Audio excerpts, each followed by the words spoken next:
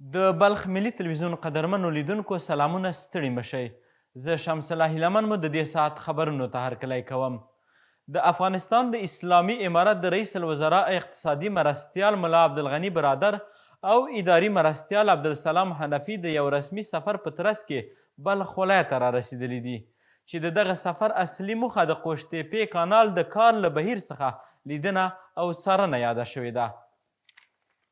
په دغه سفر کې د افغانستان د اسلامي امارت څو تنو لوړپوړو چارواکو، د بلخ والي مولوي محمد داود مزمل، د بلخ د دولتي ادارو رئیسانو، د ملي پراختیا ادارې عمومي رئیس عبدالرحمن عطاش هم ملتیا کوله او د دغه لوی او حیاتي کار جریان یې له نږدې وڅېړه. د رئیس الوزراء اقتصادي مرستیال عبدالغني برادر په خپلو خبرو کې وویل چې د دغه کانال له اوبو ګټه اخیستل د افغانستان د خلکو نه بیلیدونکی حق دی او د دغه کانال جوړول د افغانستان لپاره ډیره ګټه لري او په زرګونو خلکو ته د کار زمینه برابریږي.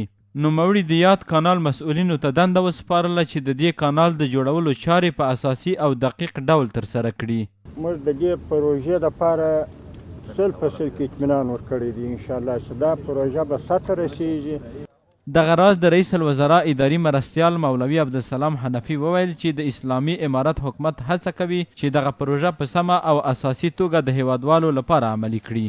بودجه از این در بودجه انکشافی سال آینده در نظر گرفته شده است. انشاءالله این را ما به تکمیل میرسانیم.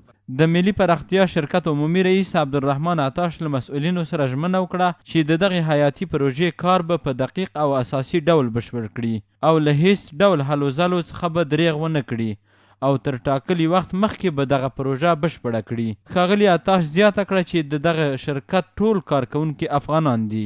این پروژه تقریبا در حدود 2 سال میاد داشت و به فضل خداوند انشالله که د یادولو وړ ده چې قوشتېپه یو له ملي او سترو پروژو څخه ده چې د دغه کانال د کیندلو کار 10 میاشتې وړاندې د افغانستان د اسلامي امارت لخوا پیل شوی و چې اوس یې د 114 نقطو کار روان دی او په دغه پروژه کې ډېرې ماشینري هم په کار بوختې دي. په بلخ ولایت کې د اسلامي امارت نږدې 100 تنو ځواکونو د کانکور په ازموینه کې ګډون وکړ. د مسؤلینو په وینا چې دغه شامل کسان به د 4 کلونو په موده کې په دغه مرکز کې نظامي او مسلکي زده کړې ترلاسه کړي. په پایل کې د بلخ ولایت امنیه قومندان ویل چې اسلامي امارت مسلکي پولیسو ته اړتیا لري او د افغانستان اسلامي امارت د امنیتي ځواکونو روزنې ته ځانګړې پاملرنه کوي. هغه د کانکور ازموینې داوطلبانو څخه وغوښتل چې اسلامي برنامو د ودې لپاره جدي هڅې وکړي. این امتحان و این پانتون که هست البته یک کورس قصیر المدت نیست، یعنی یک پانتونی است که 4 سال ادامه پیدا میکنه و سند لیسانس البته به فارغین همین پانتون در نظر گرفته شده و برشان داده میشه. د بلخ ولایت مقام مرستیال ویل چې د یو پیاوړي نظام د رسیدو لپاره امنیتي ځواکونو مسلکیتوب ته اړتیا ده. د همدې لپاره اسلامي امارت د ځواکونو روزنې ته ځانګړې پاملرنه کوي.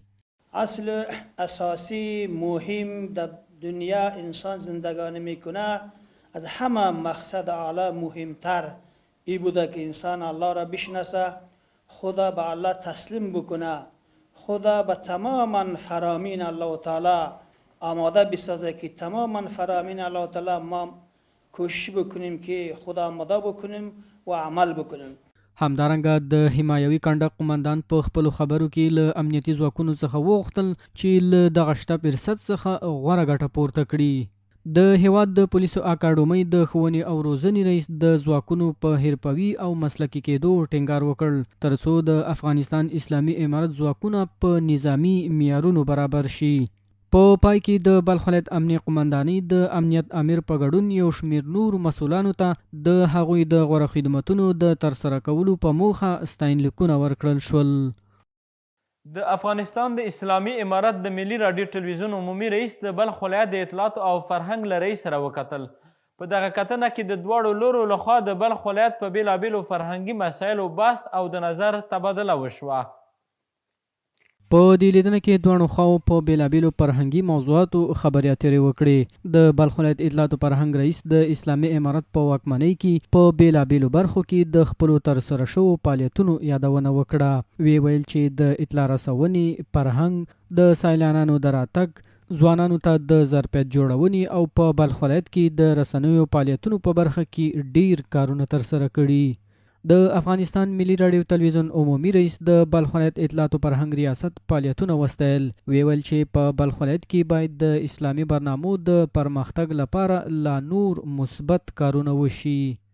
د بلخ ولایت د عامې روغتیا ریاست د بدني روزنې او سپورت آمریت د هیواد د بدني روزنې او سپورت عمومي رئیس د افغانستان د ملي راډیو تلویزیون د رئیس او د هیواد د عامې روغتیا وزارت د یو شمېر نورو مسؤلینو په حضور کې په مزار شریف ښار کې پرانیستل شو.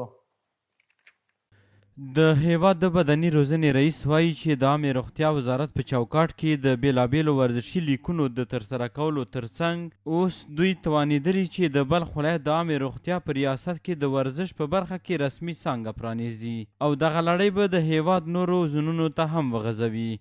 امید برای ورزش برای جوانا زیاد شده و امید هستم که در کل ولایت ها بتوانیم حتی خصوصا در زورها که باشگاه ها و شعبات ورزش در چوکات سیاحت عام داشته باشیم.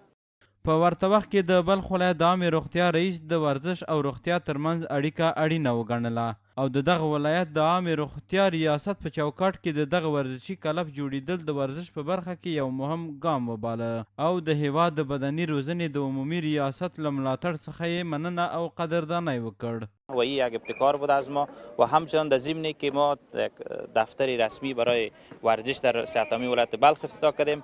ما لیگ قهرمانانی که ما در ردی پنجم در سطح افغانستان قرار گرفتیم برای نیز امروز ما افتتاح کردیم.